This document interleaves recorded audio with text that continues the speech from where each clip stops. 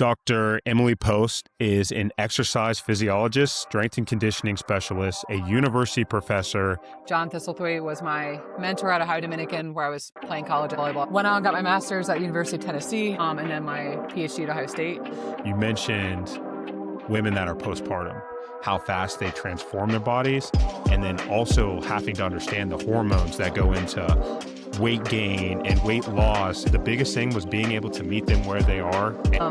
I'm more vocal about it as well because I have nieces, right? You can love food, you can be around food. And I think more men should step up to the plate and encourage healthy behaviors. And it's not sexualizing everybody on social media. I'm not sure how familiar you are with the female athlete triad, or now people calling it REDS. A lot of high school and college athletes have no idea how much energy they are spending in their sports. Yeah. A big thing is a lot of women have been told, they'll go to their gynecologist and they'll say, I'm not having a period. And the gynecologist will be like, well, you're lucky. People who maybe know a little bit more about what they're talking about, filter, they get into some of those algorithms.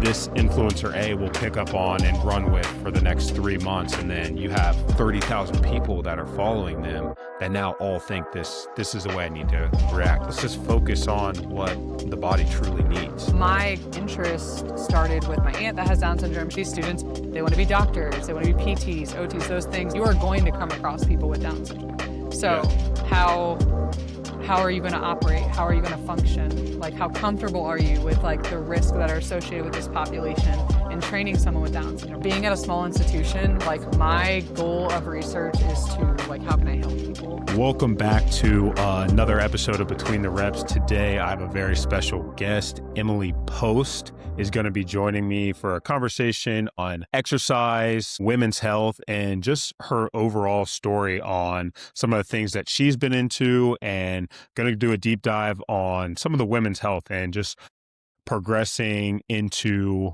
what that looks like and some pain points that a lot of women have in taking care of their physical and mental health. So without further ado, Dr. Emily Post is an exercise physiologist, strength and conditioning specialist, a university professor, and health coach with over 10 years of experience, helping people improve their health, performance, and confidence through evidence-based exercise, nutrition, and behavioral change.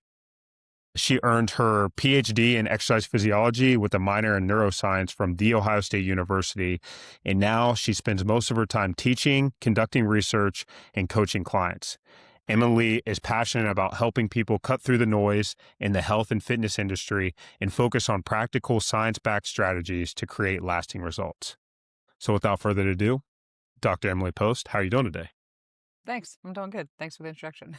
You're welcome. You're welcome. Getting started with kind of your journey on fitness, where did that come from? Were you an athlete? Where did you grow up? How did you kind of have this recollection that I want to better people's lives and be a resource to them? Yeah, so I grew up in Northwest Ohio. Middle of nowhere. We didn't have much besides sports and alcohol, and good academics, right? That was what I was raised in. But my dad, always an athlete. He's known in my town for being one of the people in basketball sort of thing. So I grew up with a basketball in my hand. But he had this rule that you had to give every sport a try, one camp, one whatever that might be. And so for me, there was a volleyball camp that came up. At this time, I was like, okay, I'm going to play basketball and I'm going to be a cheerleader because I love gymnastics. And my school didn't have a gymnastics team, but cheerleading was the closest thing to it. And, but a volleyball camp came up and he was like, well, you're going to try it. You've never done this since, I think, 5th grade. And I came home I did not want to go at all. And I came home the first day and I was like, can we go buy knee pads? I really want to play. And I just loved it. Fast forward to high school, volleyball became my sport, and then I ended up playing in college. But in high school, all 4 years of high school, I was injured. I had bad shoulder dislocations. I started dislocating my shoulders when I was, I think, playing softball in 4th grade. It was swinging the bat was the first one. So I always had injuries.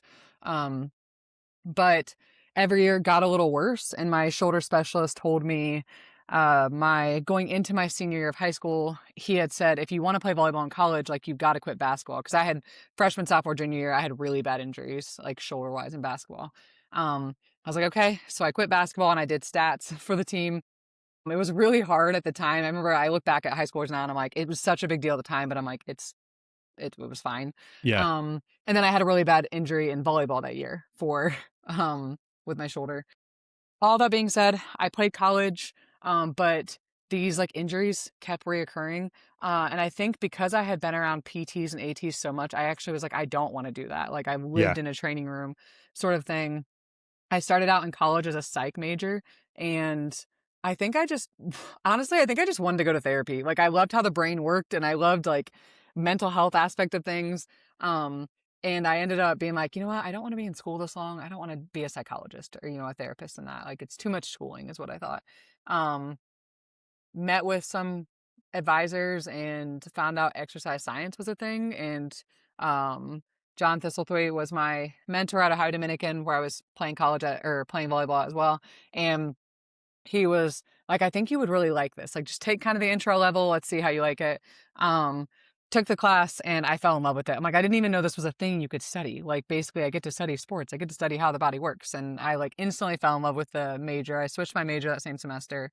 Um, Continued on, and then getting a master's in exercise science, exercise phys, anything is not like extremely common, at least at the university I was at. And, compared to like PT and those different grad schools, it wasn't like the most common track. But I really loved in those classes when we talked about research. And so, another mentor of mine there was like, I think you would just be really good in research. I think you should like continue.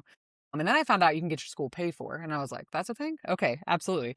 So went on, got my master's at University of Tennessee, and then my PhD at Ohio State. And I wasn't sure like the avenue of kind of what type of person population I wanted to work with. In the back of my mind, I was like, I still have these injuries and I'm not really sure what's going on with that. Like I was interested in it. But I ended up going to Tennessee. I worked in a peds, like exercise physiology pediatric lab. And we worked a lot with like academic achievement and motor skill, motor development, recess and play with kids and kind of how that impacts their brain. So I will like literally get up on the soapbox about recess and taking that away from kids and how terrible it is. We need our recess. But did that. My aunt has Down syndrome, and so I knew I wanted to work in that community. I just didn't know like what it was going to look like. As I was looking for PhD programs, I um, saw Ohio State had in our field is a lot of like what people are at the programs that makes it a good program. And Ohio State had just a few years prior brought in some big researchers and was ranked pretty high on the exercise science kind of PhD route. So I ended up applying there, doing all that kind of good stuff. And then I worked with Dr. Bill Kramer, and his daughter has Down syndrome. And so it ended up being like a really good fit to where his was a neuromuscular lab. So we worked in Gen Pop, we worked in supplement research, military research, anything you can imagine. But I also then did a neuroscience focus so I could kind of learn a little bit more about the brain, and be able to kind of dive more into the Down syndrome population with that. And so continued on with that, got my PhD, focused in like my line of research now being at Otterbein is with Down syndrome. And right now we're working primarily with like parents or caretakers and kind of how everyone's impacted by exercise. And that's kind of how I got into that realm. But all throughout my education, we all know grad students, we don't make a lot of money, right? So I got into personal training. I started that in 2013 was like the initial right before my master's. And the, was doing that in person for quite a while. And then shifted to a little bit of online. And then when COVID hit, I just took everything online. And Okay. when I did that, I realized like, oh, I can actually like most women I'm working with, they need me to like guide them of like programming and general calories, macro, that sort of thing. They don't need me to like push them in a gym. Most of the women I was Yeah. working with didn't. And so it was actually using my skill set better by being online because I could give them way more kind of hands-on guidance that way. So I ended up That's keeping very everything. interesting. Yeah, so I ended up keeping everything online, and then I never even like marketed anything until it was all word of mouth until about a year ago is when I decided to finally start like marketing the business a little bit. Part of that was because I'm in a place with my career at Otterbein where I'm established, things are going very smoothly. I have a good work-life balance and things. And so it became a little bit more natural. But then also in general, I love coaching. So I have that coaching. I also coach high school volleyball. So Okay. like I'm around the game and things and I love the aspect of coaching regardless of what it looks like.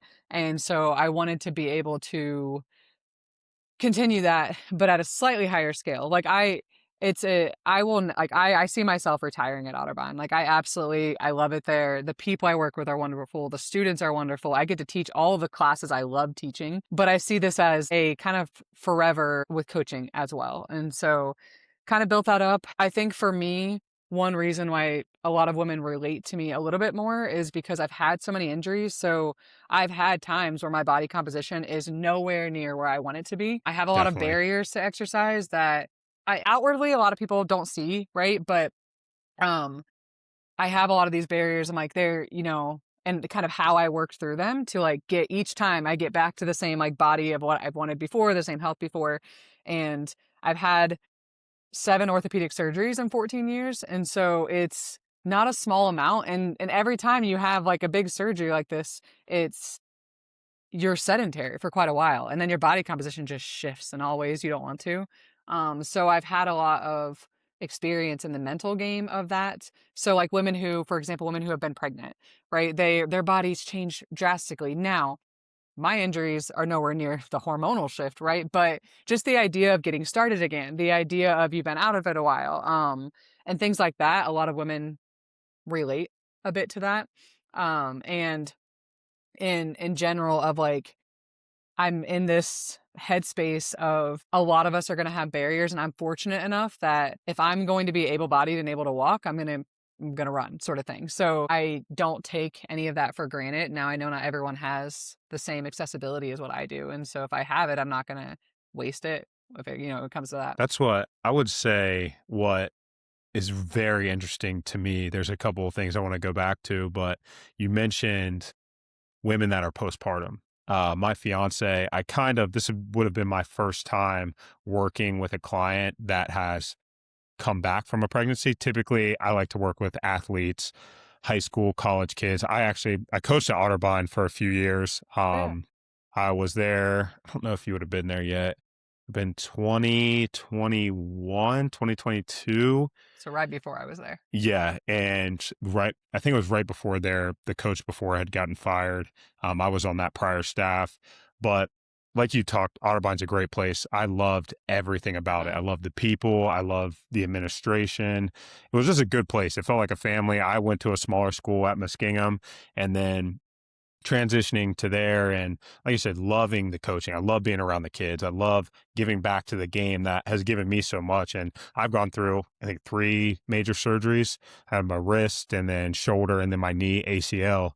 So I know what that feels like and the Mhm. mental aspect of trying to come back and you get to a certain point and you get back to where you want to be, and then you hit a barrier or you have another injury. That's kind of what happened to me.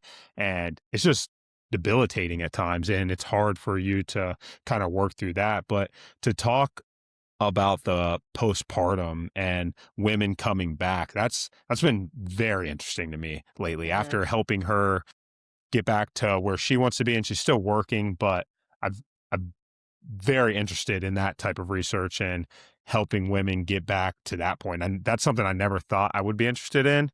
But it's really cool what the human body can do. And especially seeing some of these women, how fast they transform their bodies. And then also having to understand the hormones that go into weight gain and weight loss and the points of which you can start working back and building up the pelvic floor and all of those different things. It's so interesting. So with the research or knowledge, that experience that you have, what is something that you think you could give to someone coming back postpartum, or a woman that is trying to feel herself again after maybe she's taken some years off from having kids and getting back into fitness? What is something you could tell them to give them advice on how to start or what direction they should go in? My experience with women who have kids in general, whether they are immediately postpartum or later, is and I think this is a societal thing, we are ingrained to where our first job is our children. And I don't necessarily disagree, right? Like, but at the same time, sometimes we either kind of get lost in the noise or forget that putting ourselves first is putting your kids first. And so, um, I usually, when I'm talking to women, a lot of the times I talk about, we say we would be willing to do anything for our kids, right? And so when I think about it, I say, okay, well, women who resistance train are less likely to get Alzheimer's disease. Like women who exercise are less likely to develop hypertension, cardiovascular disease, type 2 diabetes, generally like insulin resistance overall. These same women are more capable in playing with their kids, less likely to have a risk of a heart attack. So a lot of times I talk about long-term health of we see now of I get you, you're like, well, I want to be here, I have to be here for my child. And I try to reframe it of what does it look like being there for your child when your child has kids? Like, right, like you want to be around when they have kids. You want to be able to play with your grandkids, like sort of thing. And it's most of the women I work with are in their 30s or 40s. And so most of them can think long term. If you're working with a 20-year-old, most of the time that's not going to come up. No. Um, but like So yeah, but a lot of the women I work with, they think a little bit more along the lines of that. And I think some people just need to hear that it's okay. And actually, it's even great for you to be able to put yourself first in a way that is taking care of your health, et cetera. I mean, I have a client who that was one of the big things we talked about. I mean, we talked about everything from like her libido was low in her relationship. By no means her husband is like an angel, like by no means of his fault, but postpartum things were shifting. She wasn't loving feeling like the way she's feeling in her body, but she has she has a toddler and one that's just about into a toddler age, like running around, whatever. And she was like, I want to be better for me. I want to feel good about myself, but I also want to make sure I'm still putting my, kids and stuff first. And some of the biggest things, we've been working together for almost 6 months now. And some of the biggest things she's talked about have really been like her libido has increased. It's really helped with their relationship, which also feeds in then to the kids. She's been able to like be at these like rec league type game things that our kids have on weekends. And she's like, I can be mentally present the whole time. I feel like I have stamina. She's doing a 5K this weekend with her son awesome. and Awesome. like, or sorry, 2 miler, but either way, like she's doing things like with her kids in an active side that it's not that she couldn't fully do these things before, but like her general aerobic capacity and strength couldn't actually meet that. And so she's seeing a lot of, on top of just the fact of like feeling better about herself. And she's like, the way I feel about myself bleeds into like what my kids see. And I think she knew that going into it, but then seeing some of like in real time, some of those results definitely like solidify everything for her with that. Okay. Yeah, I mean, I think that's huge, especially the confidence piece of it, because that can do so much just for your family's stability and just your family health too. Just being that example and being able to be, I know I have two little kids, so setting that example and making sure that it's not what we have to do, but this is our lifestyle. This is how we live. And these are the things that we're going to do to make sure that we're able to show up for one another. Cause like you said, I want to be there when my kids have kids. I want to be able to run around with them. I want to be able to go in the yard and throw a softball or shoot a basketball with my daughter when I'm 40, 50 years old and not be out of breath or my knees hurt, and just the longevity piece of all the things that you're doing right now. And even with some of the athletes that I work with, younger kids, it's hard to tell them anything right now. They Yeah, know everything, especially kids in high school. Those kids know everything right now. they sure do. And and it's so hard to see because you were at that point probably in some point in Yeah. your life. And now that we're a little older, being able to take the advice of other people. And now I know what my parents were talking about. So I think Yeah. that's all. Yeah. I think that's awesome. What you're doing with the women and making sure that they understand that someone cares about. I think a lot of your content that I see is you genuinely care about people's health and you care Hmm. about the direction of their lives. And that's kind of how I've navigated to like your content and wanted to have you on was it's just authentic. It's not the BS that you see on Instagram. And that's something I wanted to talk about because I think you made a post the other day of like, some people will post these crazy exercises and then you have the expectation that that's what you have to do in the gym. I know I was talking about it the other day and it's starting out in your fitness journey, it could mean 30 minutes of some sort of movement, whether you're going on a walk every day. It doesn't mean you need to go 60 to 90 minutes balls to the wall in the gym. For one, you're probably going to get hurt.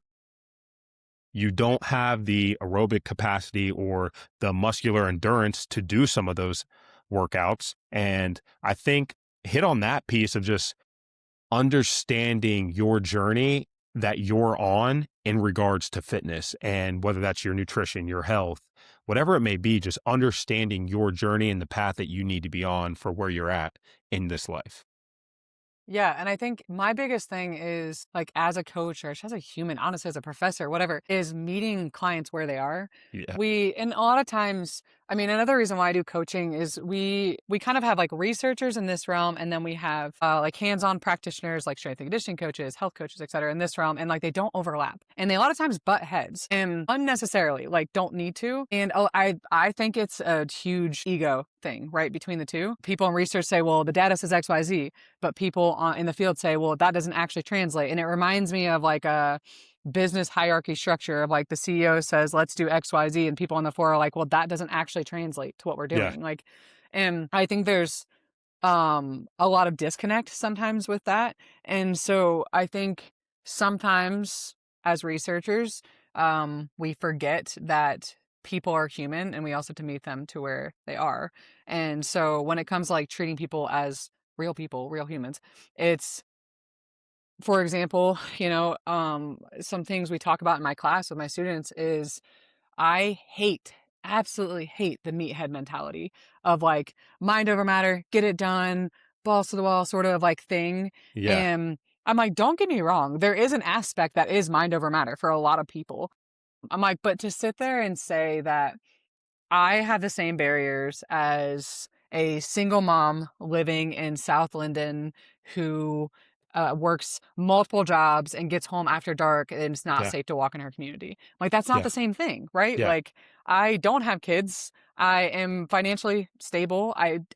Although I do work multiple jobs, they're flexible, right? Like, I live in a community I can walk at night by myself, sort of thing. So I think when people don't address the actual human itself, it can be extremely unintentionally dismissive of the person. And that's why even some of my content, I'll say like, I'm not pretending XYZ barriers don't exist with that at all either. And I just think like, we just get so many people that forget about the humanistic side to just working with like in some service sort of capacity. Yes. And when that's lost, then it's like everything's out the window. No one's going to trust you. No one wants to work Yeah. with you if you have zero empathy. It Yeah. doesn't mean you can't, like I always say, I'm like empathetically respectful. Like I'm going to push you to how I know I can, but I'm also going to understand like you had a week where your dog died and you lost your job and something else, like I'm not going to push you the same that week as Exactly. I can a week where you were pretty stable, right? Like sometimes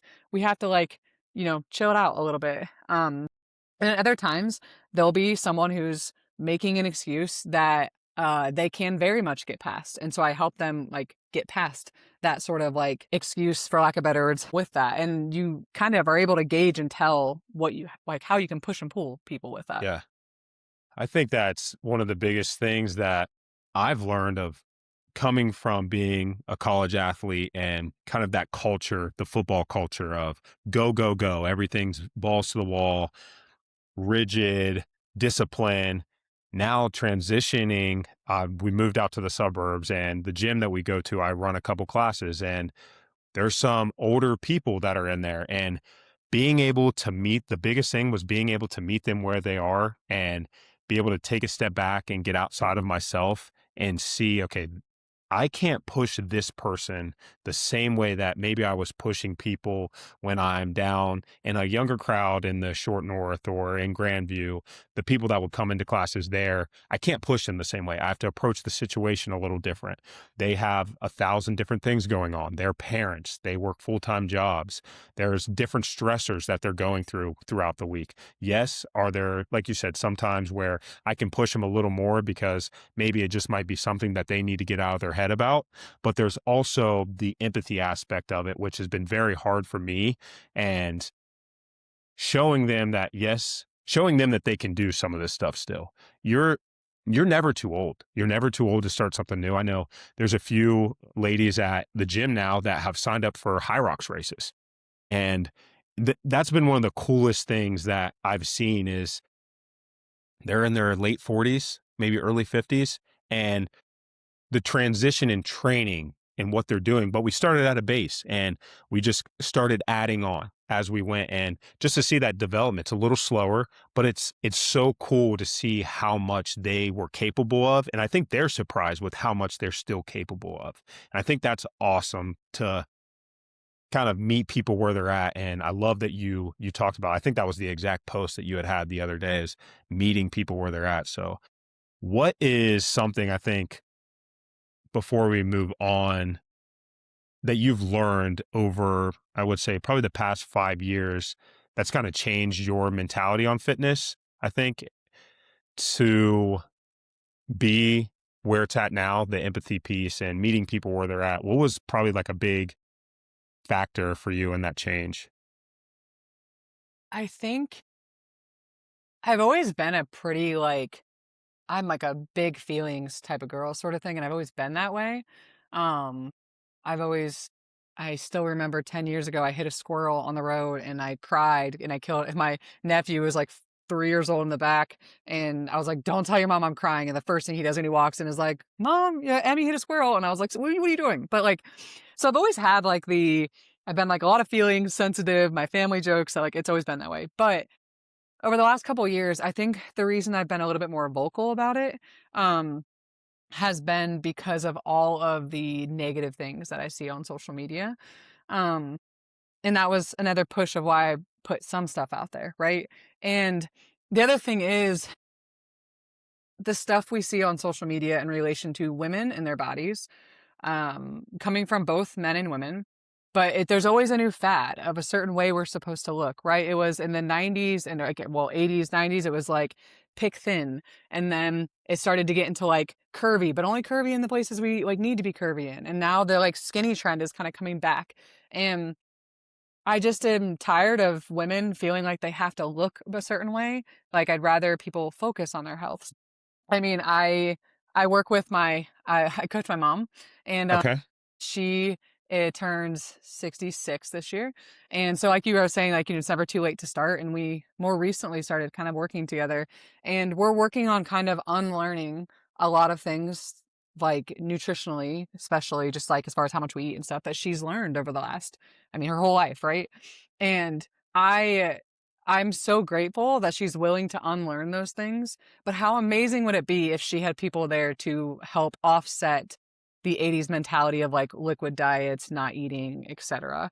And so I see for like I'm more vocal about it as well because like I had nieces, right? And the joke in my family is that like I eat more than everyone else. Like, and they're like, that's not fair. You eat like that and you look like that. And I'm like, yeah, well, like I've kind of built my lifestyle like around that. Yeah. And I want like my nieces to be able to see like you can love food, you can be around food. You don't have to have like in order to eat a cookie, you don't have to like run a mile. Like those like kind of give and take mentality, like that is the last thing that I want for them. I want them to be like, you know what, you always eat. I'm like, great. I'm glad that you see that. Like you see that I always eat and you see that I'm active. Like those are things that not only do I want them to see, but like I want other girls to see. I've had I mentioned that I coach high school volleyball, and I've a lot of my girls follow me on Instagram too, and they will say things like, I like that like your mentality around these things because they are just being funneled. High school girls are being funneled into that skinny talk right now. And I am glad that they are willing to look at outside perspectives besides that kind of narrow funnel that they have. And I mean, we had a little bit of that when I was younger, but like most of what we had was kind of that like skinny sort of thing. And then it got into this like curvy thing that was also very weird because it was like specific metrics. Like I don't know. And I just want like, especially young girls, I want them to see something that is not pushing them into a certain body, because if you're continually pushing that, you will never be happy, even if you get to Never. whatever that aesthetic is. Because most of the time, people also have you getting there in some of the worst ways too. Yeah. And there's even just the health aspect of it, and just seeing some of the girls I went to high school with, because I was probably around like, yeah, the super thin, like athletic build wasn't in yet, I guess, for girls in high school. It was like the really thin cheerleader. I think I was like kind of in that phase still, but like it's not sustainable. And Mm-mm. I don't know a ton about it, but it can't be great for your hormones and how you're developing over time. I know I see a lot of stuff now that my fiance does some research on, and just that she talks about when regards to like your menstrual cycles and stuff like that is damaged in some of these kids because of how they're treating their bodies and how they're eating. Like I couldn't imagine being in a relationship with a girl that didn't eat. And I think more men should step up to the plate and encourage healthy behaviors. And it's not sexualizing everybody on social media, which is a big part of it. And Mm-hmm. it's terrible to say, but having two young girls, I don't want them to grow up in a culture like that. I want them to live a lifestyle that is about health, taking care of your body, eating nutritious, dense foods that are good for you, and just promote overall wellness. And Mm-hmm. you don't have to be super shredded. I think that's from a guy standpoint more so of like, we get the mindset where if we're not six pack, shredded arms, Mm-hmm. shredded back, then we're not what we're supposed to be. And that's not how it should be. I try to preach to the guys that I work with. I just want you to be healthy. I want you to take care of yourself. I want you to have some good blood work, and I want you to be able to walk up and down the stairs without being out of breath. I think at the end of the day, let's probably start there before we worry about having a six pack. I think Yeah. it's it's crazy. Yeah. And even to speak to the like young female aspect of things, I'm not sure like how familiar you are with like the female athlete triad, or well, now people calling it Reds, which both of them include females regardless, but or excuse me, include males regardless. But the You idea said is, Reds. yeah, Yes, yeah. I'm familiar with Reds. Yep. Yeah, and so the female athlete triad is they're branded differently, but they're saying a lot of the same things, but having Yeah. that like low energy availability. So when we talk about like under eating, et cetera, and then having like the other pillar being menstrual disturbance, and then low bone mineral density, and kind of how they interrelate with one another. And um most of the time with high school girls, it starts out usually in like the low energy availability. And a lot of times, I think this is the thing a lot of people miss. It's not always intentional. A lot of high school and like college athletes have no idea how much energy they are expending in their sports. And and I can also speak to myself in that of like a big reason I think why outside of, so I have EDS, which is a connective tissue disorder, but like outside of that, when I look at how much I was eating even in like college, I loved food, and I didn't like I wasn't intentionally under eating, but I was Yeah. severely like underfed, like malnourished. Yeah. When I look at how much I was eating then, I thought I was eating enough. And that was someone who I'd taken a nutrition class, I had taken some of my exercise science classes, but like we just didn't have the appropriate training on how much we should be eating in relation to like our sports. And so, Yeah. yeah, that's going to diminish your bone density, which is not easy to build up over time unless you're doing a lot of resistance training. It's going to like give you some menstrual disturbances. And I think a big thing is a lot of women have been told, like, they'll go to their gynecologist and they'll say, like, "I'm not having a period." And the gynecologist will be like, "Well, you're lucky." I'm like, "What the hell? That's not a good thing to respond." Like, no, if they're not having one, there's probably something going on there and there's a reason. Whether it's, Reds or something else. And and so there's a lot of like red flags of things that like I know now that if I had a daughter, I would be able to kind of like look like see signs over Yeah. time. But when I was that age, I had no idea. Like, and my parents probably had. I mean, I'm sure they had no idea.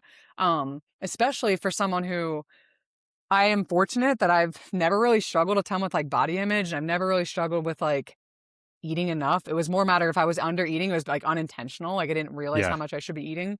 Um, and so I think one, I think it's good for parents to know more about that, but also having information out there for the young girls to see now that they all have social media, like for them to Yeah. see that of what they maybe what they should be eating or how they should be eating more or what it might be.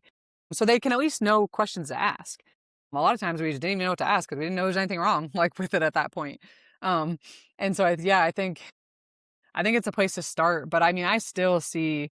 I mean, I'll ask when I was coaching club, I used to ask the girls like, "Who ate breakfast today?" Like, and not necessarily in front of everyone because you don't want to necessarily like embarrass people, but we would have conversations, and I would say the majority of girls didn't eat breakfast, and there's nothing inherently wrong about not eating breakfast if you can still get your calories spread throughout the day, the day. But it was more a matter of it was a way to decrease how much they were consuming every day. And so I'm like, there's more to that than just not eating breakfast. And then they'd be like, well, I had a banana for lunch. And then they're coming to a 2-hour practice.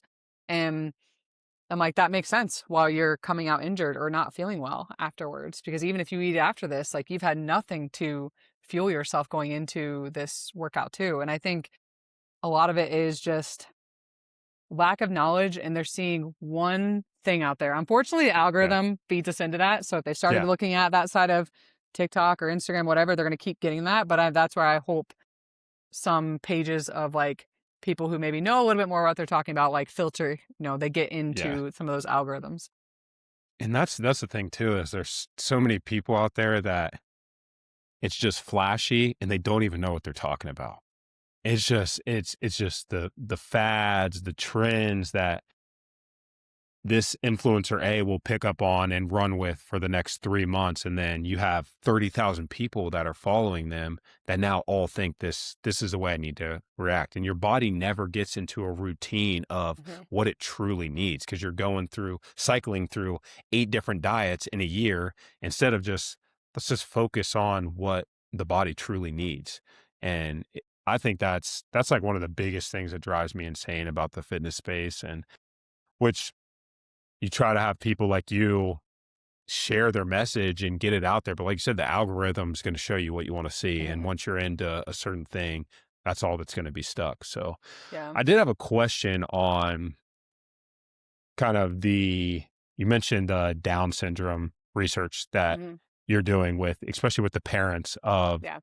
individuals with Down syndrome. Talk a little more about that because that's really interesting to Mhm. me and how having the parents or the caregivers involved in that process has kind of helped these individuals progress in exercise and nutrition. Yeah. So, um, don't quote me on the exact stats, but it's around 75% of people with Down syndrome over the age of 65 will develop dementia. And Okay. so a lot of that is because of these tau buildups are on, or the plaque buildups are on the 21st chromosome. Depending on the type of Down syndrome, the majority have an extra 21st chromosome. So it higher likelihood. But for the longest time, we didn't know that. And we didn't know that because people with Down syndrome, the life expectancy was so much lower. Now, most people with Down syndrome are living a lot longer.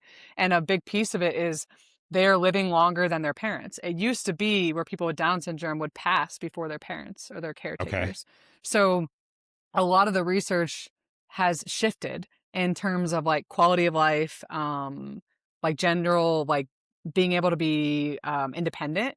And Okay. so we see caretakers now are passing, and then people with Down syndrome usually are living with maybe like a sibling or going into some sort of assisted living, depending on the circumstance that they're in. But we started kind of, people have begun to study definitely a lot more of what it looks like to age with Down syndrome. And so for me, my kind of interest started with my aunt that has Down syndrome. She lived with my grandparents. When both my grandparents passed, she moved in with my aunt. And they Okay. had some like, I don't want to say rules, but they had some different things in their house, such as like, if she wanted to get like a pup, she had to like go take one walk around the cul-de-sac or like and the pup was in the basement and like things. So just like little things to like help getting her to move a little bit. And when she moved in with them, I don't remember the exact amount of weight she lost, but it was like she lost weight pretty quick because my aunt was a little bit more on top of things with like diet aspect of things and then a little bit more activity. And so it was a lot of kind of like what's going on there without Yeah. outside of the general energy expenditure. But for me, like a lot of my interest in relation to like the research was how do we change what's going on in the brain? Of like Okay. there's so much research of like exercise and how it impacts the brain, both acutely and chronically over time. So I'm like, okay, how does that change for this population? Because there's some populations where it might change, but not to the same magnitude. So for instance, I've talked about how we've seen in relation to like depression and the hippocampal volume of the brain, it's smaller in people who have diagnosed clinical depression. And we've Okay. seen with exercise that people who regularly exercise have larger hippocampal volumes. Now, why that like is interest to me is one, that has to do with a decent amount of cognitive functioning, but also like emotional regulation and things along the lines of that. So people with Down syndrome have a dysfunctional hippocampus and it's smaller. So a lot of my thought process is, can we potentially like have some of the same results we're seeing in general population? Now, I'm not necessarily testing in my research, can we grow the hippocampus? Because Yeah.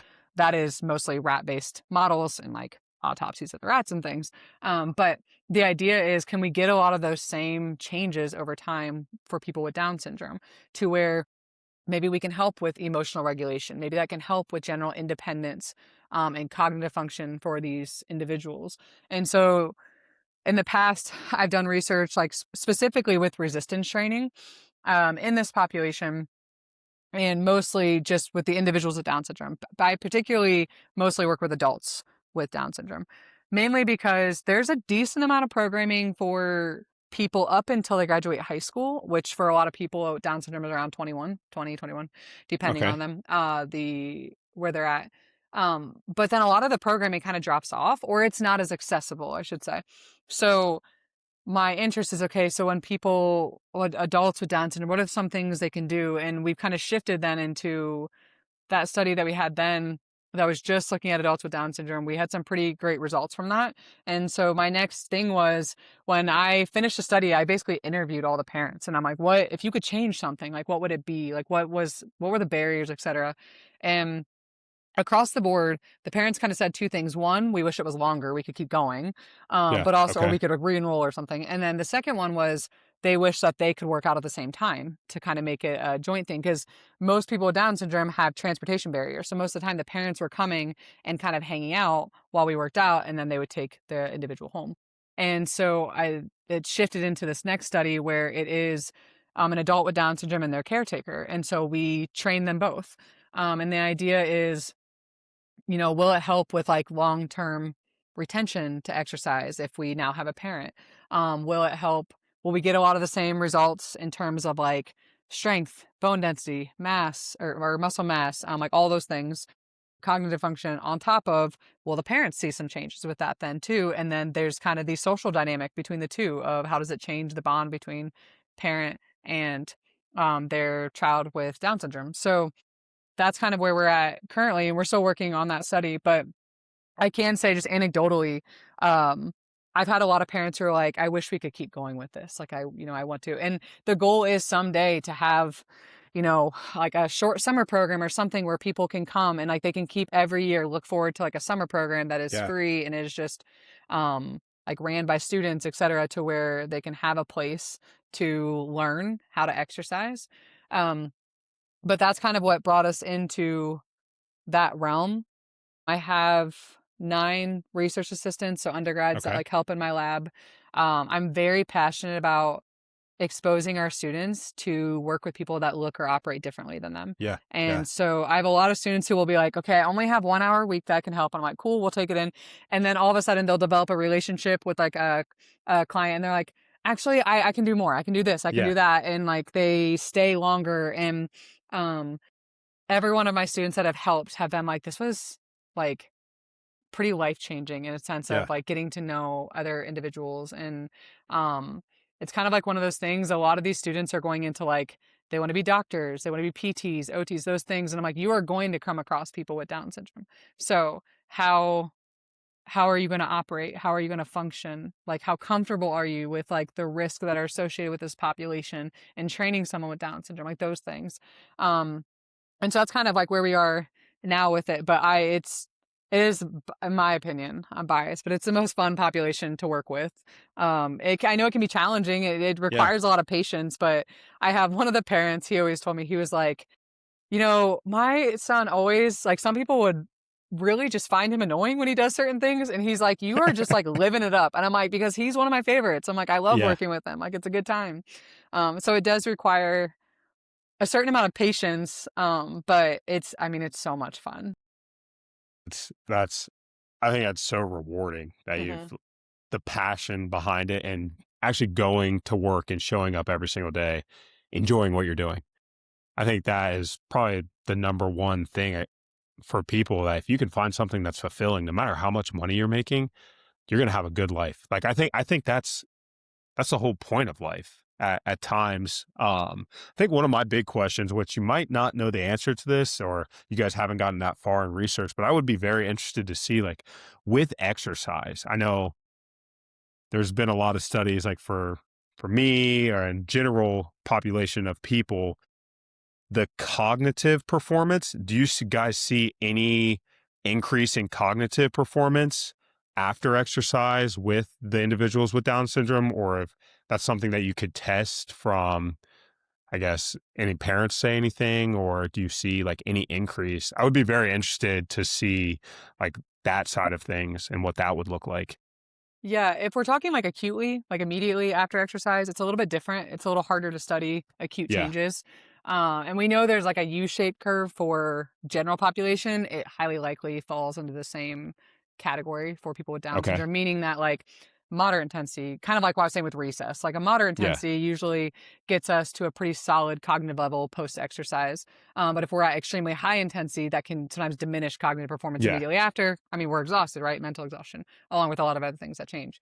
The central nervous system fatigue that comes with that. But if we're talking chronically, we have seen changes in cognitive performance, specifically like executive function.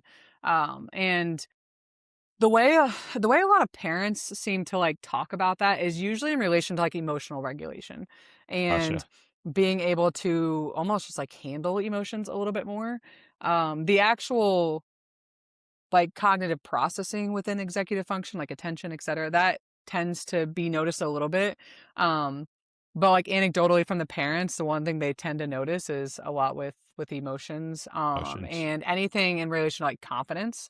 So like self-efficacy, of being able to do certain tasks, which is slightly outside of the realm of like cognitive performance. But they kind of all go in hand a little bit, but there is a decent amount that's at least starting to come about with general cognitive performance. The one big kind of issue is it's very hard to test in people with Down syndrome. So we've used, I think every study I've done, we've used a different cognitive battery because we go to these national meetings and a lot of times I'm meeting with other people and I'm like, have you figured anything out? And they're like, not yet. And like finding a battery that like works really well. There's one that we use outside of Arizona, one of the universities there in one of the research labs, and it works pretty well. The only downside is it's like a typical cognitive battery. It's not super sensitive to smaller changes in like a shorter amount of time. So most cognitive performance is going to take usually like 4 to 6 months, upwards of 6 months plus to get a change in like a significant change in cognitive performance. So most of the studies we're doing are, you know, 2, 3 months, like usually like 10 to 12 weeks. And so seeing a change, finding a test that is sensitive enough to be able to see those changes is a lot harder. And so we've tried a few different batteries. Unfortunately, one of the best batteries is extremely expensive. And so, and you're paying like per test of someone taking it. And so, Okay. yeah, that's where like funding starts to come in of if you're at a place like Ohio State, a lot of your job is like grants and finding funding for your research, et cetera. The downside of that is there's not a lot of funding for the Down syndrome community in terms of research. Really? Um, Okay. there was some NIH funding for a while. Um, in the with the current political climate, a lot of that has been pulled, because a lot of Down syndrome research is about inclusivity, and equity, and a lot of those words are no longer allowed to be used in grants, and so Right. Okay. that makes it a little bit more difficult. For me, being at a small institution, like my goal of research is to like, how can I help people? And there are a couple cognitive batteries that we use that seemingly are sensitive enough to see some different changes. I mean, the goal eventually would be to have some of those other batteries that are more accessible to smaller researchers or research labs. Because even some of the labs that you know, like the one I was talking about in Arizona being a larger lab, even they sometimes struggle with like funding for that because it's sometimes you're being funded off of like small organizations. And even then, when people don't realize, like with funding, universities, if you're at a larger university, they take indirects. Over 50% of what you're bringing in is going to them for like lights on, all that kind of stuff. Versus like Otterbein, if we got a grant, the indirects are much, much lower. Lower. So money Okay. can go further at a place like Otterbein, but it's also like research isn't the sole portion of my job either. I have more in line with my job that's teaching, and research is there. But like, so it's kind of this back and forth too of just like how, funding works with it, which is not all sunshine and rainbows, unfortunately, for this population. There were a lot of politicians for a long time that believed once we had genetic testing, that when people would find out they were having a child with Down syndrome, that they would choose abortion automatically. Found out very quickly that that was not the case. If anything, it just helped people prepare with resources. But there was a lot of funding that was pulled back at that time. And a lot of it then reinstated. And then with the current administration, a lot of it pulled back again. So it's hard to say where that will go. I myself would probably never, unless I was collaborating with like an Ohio State or something like that, I probably would never apply to those fundings. I would apply to more of like internal or like teaching based grants that can help with that. Grants. Hmm. Okay. Yeah, I think I didn't even, that's news to me in regards to, I guess the political makeup of the world would have a big factor in a lot of different research, whether red or blue. I think it's definitely crazy that you want to do good and you want to help people. And there's so many barriers, whether Hmm. that's politically, financially, just to even get the research off the ground. There's so many ins and outs that I probably don't understand. But yeah, that's insane that there's processes like that. Yeah. And then 50% of that goes to basically overhead to the university.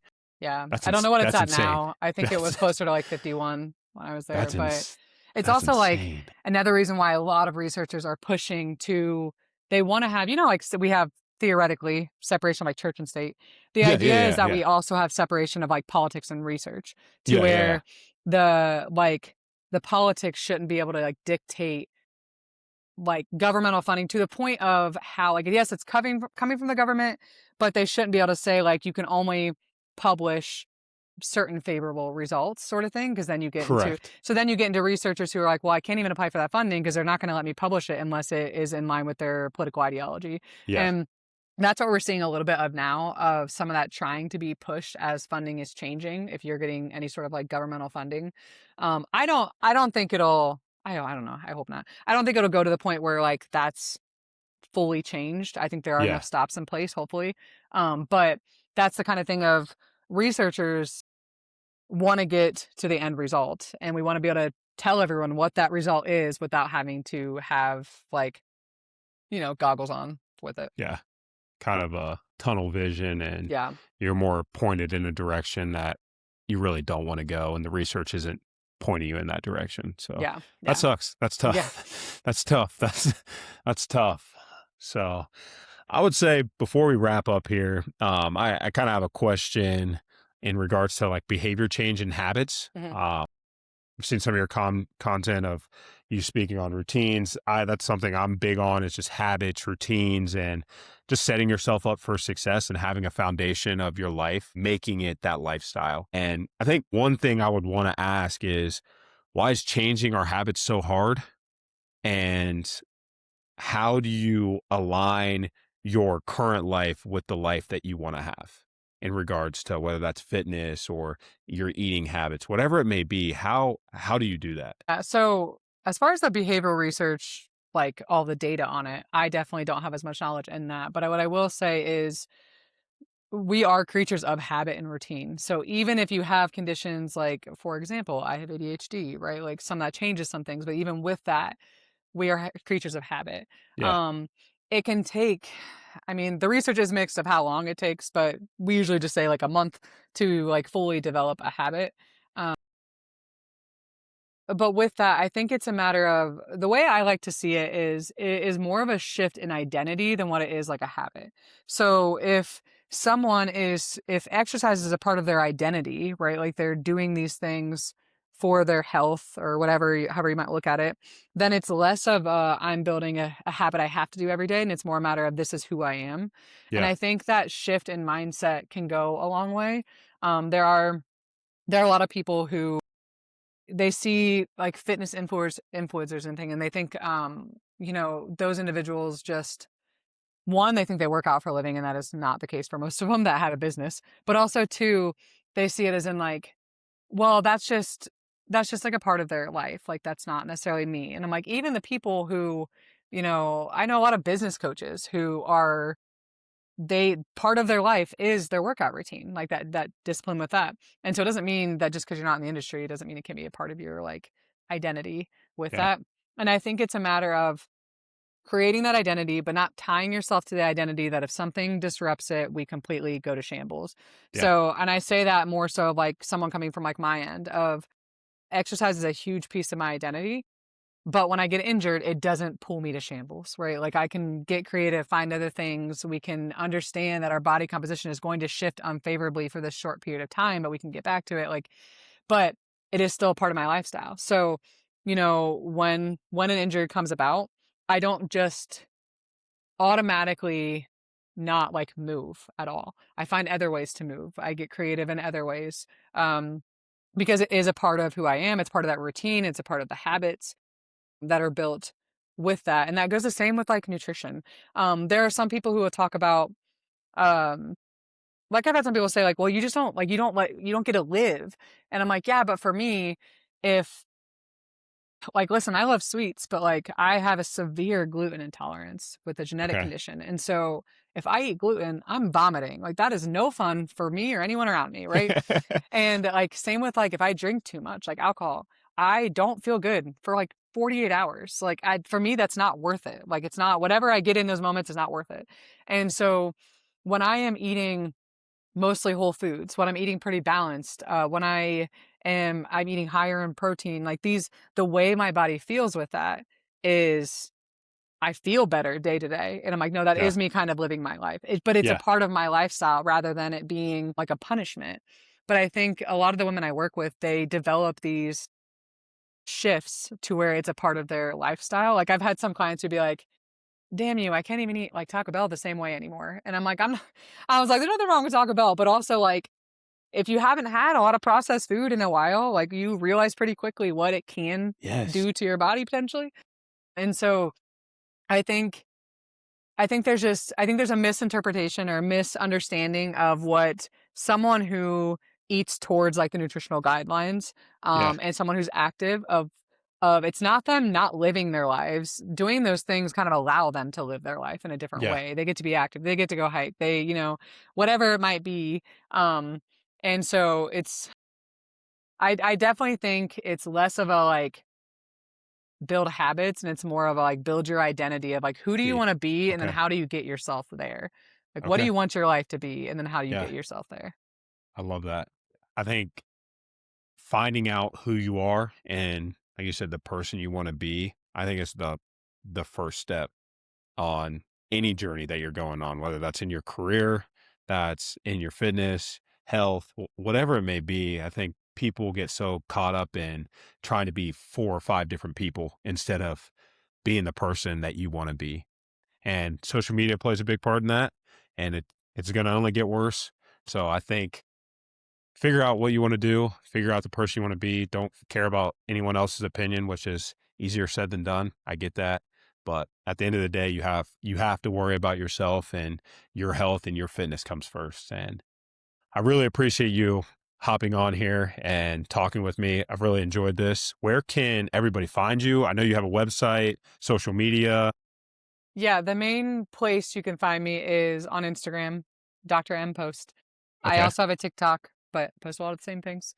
But they're both Perfect. the same in relation to that. But that's where I'm definitely the most active. And then if they're interested in coaching or anything like that, there's a link. They can message me on Instagram, or there's a link within my website that's in my bio as well. Perfect. Well, Emily, I appreciate it. Everyone, thank you again for tuning in to Between the Reps. Hope you guys have a great day. Enjoy, give us a follow, subscribe, and I will see you guys in the next one. All right. Thanks for having me. No problem. Thank you.